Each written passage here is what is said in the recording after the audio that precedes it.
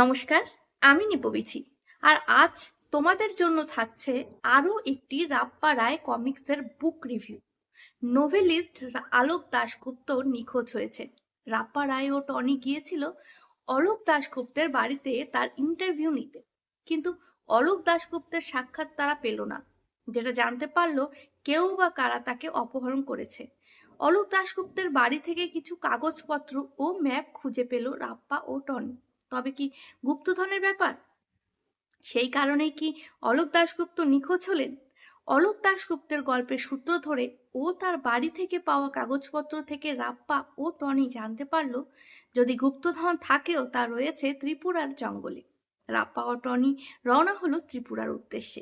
এদিকে তাদের ফলো করছে এক ভাড়াটে খুনি। কিন্তু কেন? রাপ্পা কি পারবে গুপ্তধনের হদিশ করতে? অলোক দাশগুপ্তকে কি খুঁজে পাওয়া গেল?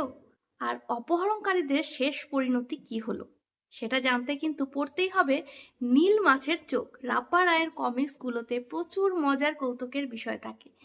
নীল মাছের চোখ এই কমিক্সেও খুব মজার। সুজয় বন্দ্যোপাধ্যায়ের সঙ্গে সহযোগী শিল্পী হিসেবে আছে পাপিয়া ব্যানার্জি, নিরুপম মজুমদার ও সৌম্যজিৎ রায়। আনন্দ পাবলিশার্স প্রাইভেট লিমিটেড থেকে প্রকাশিত সুজয় বন্দ্যোপাধ্যায় রাপ্পা রায় কমিক্স নীল মাছের চোখ।